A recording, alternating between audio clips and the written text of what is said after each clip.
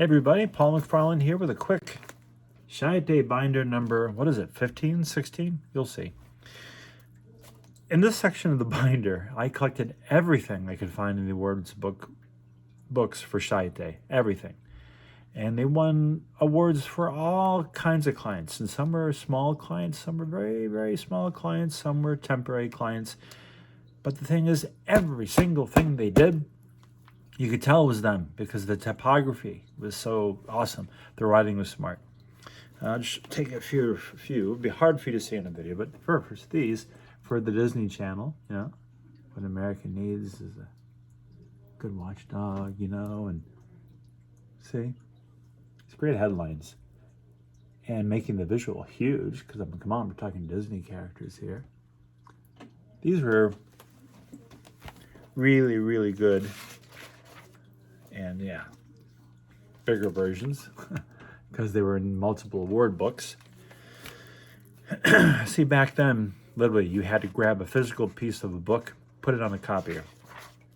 And then we've got work here for Binder16. The TV commercial. There's a couple of them in here. This one on the far left. And this was, Jeff Roll and Bill Hamilton. Was this before they went to New York? Or was it New York? Probably New York. And another one for Binder16. See, very graphic, interesting. You might think, oh, but back then? My gosh, look at this. Another thing by Chiat Day Seattle, Pacific Northwest Bank. Again, one of the first people who used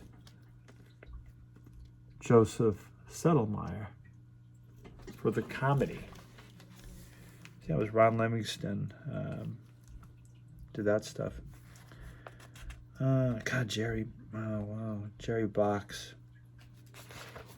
Well, anyway, as we get into this part of the binder, we're getting into quite a few other small things before we get into the Chiat Day house ads. And I'm going to point out some things that come up in a book here that I really hated that Chiat Day did. The Christian Dior campaign, I just thought was so dumb. It was these things, black and white with color, which was not a new thing back then, and a quote about fashion. This one with the bed in there, and maybe dumbest of all, just a guy standing there with a quote. I just didn't think this was Chiat Day level work at all. I kept it just as evidence. Let's see. Oh, Arrow shirts. Oh yeah. After, what does it say? After 25 years, we've loosened our collar. That was a great campaign. We'll talk about Arrow shirts because I'm decided what I'm going to do after the binder. I'm going into the Rizzoli book and the 50th anniversary book. There was the campaign for Frangelico, the liqueur, which were these dreamy ads, just with the fluid of the liquid of the drink. See, like this, full page ads like this. And what they had, the text is okay. I've written things I think better than this. Close your eyes, imagine yourself someplace away, far away. Are you there yet? Good. Now you're ready for the delicate Italian liqueur made from the hazelnut. Now you're ready for Frangelico liqueur. The writing I think is but just the idea of doing a full page in a magazine just for that color, tell me that wouldn't have stopped you going through. This one, too, see? Psychologically, it's a bit like a person getting drunker and drunker just staring inside the drink.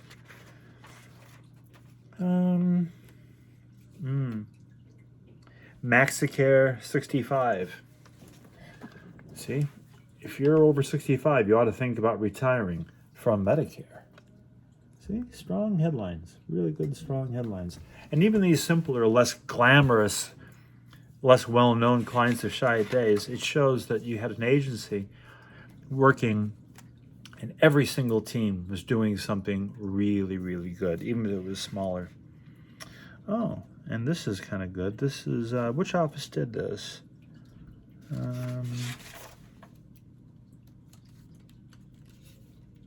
Yeah, LA did it, but who worked on it? Oh yeah, John Zagorman. That's right, John Zagorman. 1-800-Flowers. There was these beautiful slow shots of the camera making love to flowers. And see, again, at the time these were done, I guarantee you they stood out, because at that time especially, seeing a bouquet of flowers and the camera just going looking at it, and not a lot of fast cuts or loud music or an announcer, that break by being gentle and meditational and quiet and making love to the thing that you were shooting made it stand out. You see, if you're not getting this in this series, Chiat worked on some of the most game-changing clients of all time and did some of the most culture-changing work of all times. But the thing that I respected over time is every single client, every single thing, there was something decidedly different going on there, something with craft and something with intelligence. So we're going to get through these here. Oh gosh, 9X. Now this is the high time of New York when Bill Hamilton was there. It's always there when you need it. Fantastic TV spot, fantastic billboard. And that's when there was a competition for what was the Yellow Pages of New York. And 9X really was kind of playing a rebel with that, because you had to tell people, like the internet, you could find what you needed, always there when you need it. Oh, did I skip over that? We talked about that in California Cooler Days. Red Alert. That was the thing. Those were word books. You know, you'd find one thing of Chiat's, and on the same page would be something more. And the radio commercials that are in here, let me see. I might even read you some of these radio commercials because they're so damn good. This is one of the 9X ones. You hear the sound of the sewing machine, factory sounds, you know. And it's like, we're here with Ed Lieber, who is another one of those unusual businesses in the 9X Yellow Pages. It says, you restore neckties, renovate, we're necktie renovators. Now, what exactly does that involve? We take the ties and resize them, reshape them, renovate them, yeah. That's fascinating. So as the styles change, you might take someone's wide tie and make them narrow. Yeah, we do that, yeah. Ever make a narrow tie wide? No, we can't do that. Your ad in the 9X Yellow Pages says you've been in business since 1947. How'd you get started in business, Ed? Well, I started out doing this in 1947. I just kind of kept at it. Yeah. Well, is that what you like about the necktie renovation business? The people. Ed Lieber, necktie renovator. Just another reason the 9X Yellow Pages helps more people in New England find more goods and services. I do have one funny story. We're out of time, Ed. The 9X Yellow Pages, no matter what you need, it's always there when you need it. Robin Raj. Oh my gosh, yeah. And of course, creative director on this, Jay Chiat, creative director. The 9X thing was just so great because you have to find a way to stand out. And the 9X thing went into the heart of the character of New England, and 9X, what it meant to be in New England, what it meant to be in New York, by saying it's always there when you need it, but also implying that anything you needed was in there. And how do you do that? How do you do that? You talk about the really weird things, because if the weird things are in there, the obvious things will be. Oh, gosh. And see, this was from the Effie Awards. See? Effie. You remember the Effie Awards? You had to not only, you had to prove that your work worked. And if Chiat won Grand Effie after Grand Effie and won lots of Effies, that proves the fact, and they wanted desperately to prove the fact, that their better work worked better. Yeah, see, television versions of these meeting these interesting people. 9X. Yeah. MaxiCare buys Health America for $400 million. Ads to be consolidated at Chiat. Yeah, I have been showing you, but I kept all the news clippings too.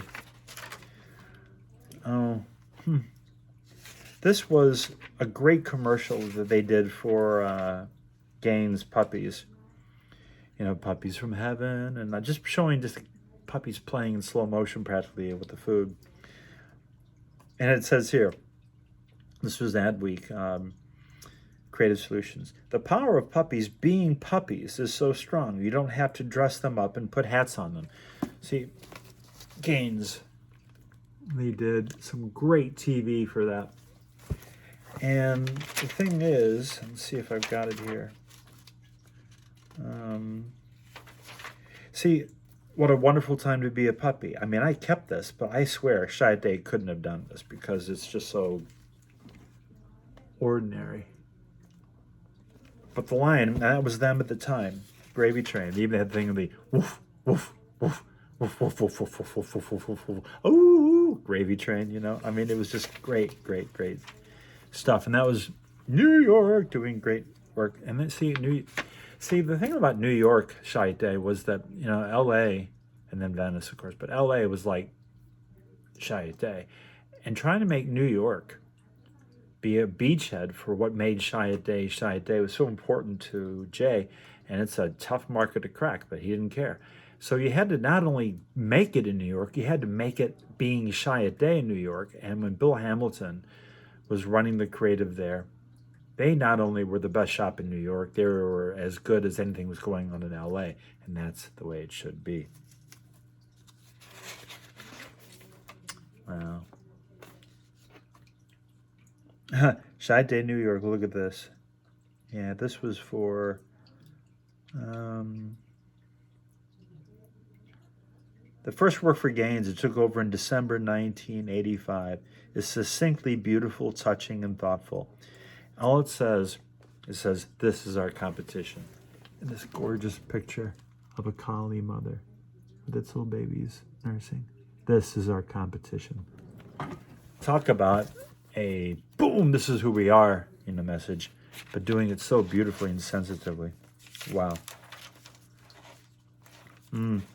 Business land, they're kind of disorganized here, but see the difference between networking and not working? See, good headline, smart headline. Turn your desktop into a publishing house. Desktop publishing. That's how I sold it in at the agency I was working at the time. We're almost there. We're almost there. Sorry, I need the glasses again for this one. Would you tolerate an employee who is antisocial, temperamental, abuses power, wastes office supplies, antagonizes other employees, requires constant professional help, and makes a habit of taking unscheduled vacations?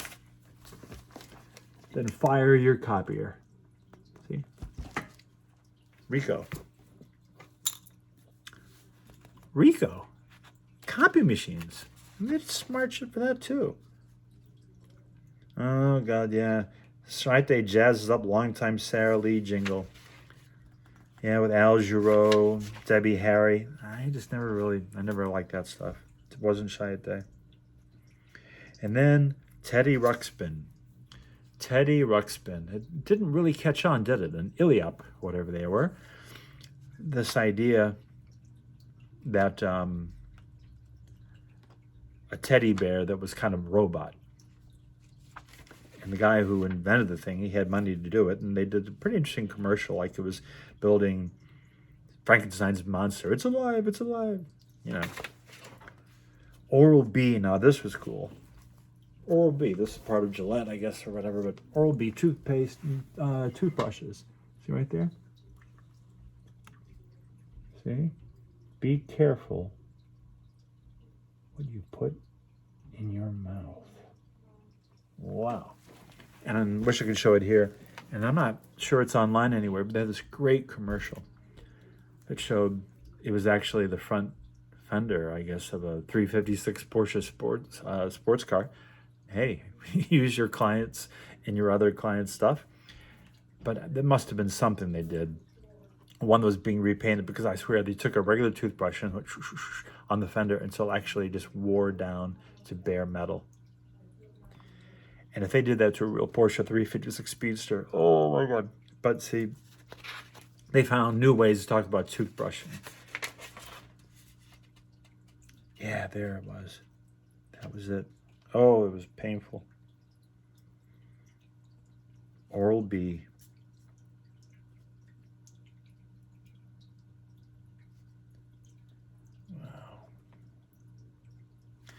I'm sorry, I gotta have my glasses on again. These photocopies are so faint because sometimes I made copies so the pictures would show up. These are black and white copies. And to get the pictures to be readable, it made the text almost invisible. And that's what we have here. Yeah, the one I was describing to you. On a fender of a car. Every day, dentists see all the damage a hard toothbrush can inflict. How it can actually remove enamel and gum tissue. Maybe that's why most dentists use soft brushes and why they use Oral-B 6-to-1 over any other leading toothbrush. Because they've known all along that a toothbrush doesn't have to hurt, dink, dink, on bare metal to work. Toothbrush doesn't have to hurt to work. Oral-B, the tool dentists use on themselves. Wow. Moser and O'Neill did that. Wonderful. Oh, gosh, clippings. Okay, and now we get to the Chiat self-promotion ads and some other goodies that are personal. On LinkedIn, these videos are not being watched as much as before because obviously I'm talking about smaller clients and they're not as newsworthy apparently. And everyone watched the ones with Porsche and Nike and Apple. And then I start talking about clients that don't exist anymore or ones that everyone doesn't know. Doesn't seem as interesting. But you know what? That shows the problem with our industry. What I'm talking about here is the importance of smart writing, beautiful typography, and awesome art direction on anything you're working on. Caring about the details. Caring about the person who's going to look at it so much that you do something smart for them and inspiring for them and challenge for them. And you make the client look smarter and more badass and more successful than maybe they are already. That is what's called caring about the work, caring about the person who's going to see the work. And this binder is full of examples of caring about the work. The Rizzoli book we'll talk about eventually is full of that too. But this is a personal story of why it got me by the balls, why it got me by the heart and taught me how to care about the work I do. Why I fuss over typography, why I fuss about the printing job, why I fuss about the writing, why I fuss about every single aspect of a brand. Chiat taught me how to do that. So tomorrow we'll go into the self-promotion ads and maybe even some of my personal correspondence with Monsieur Cao.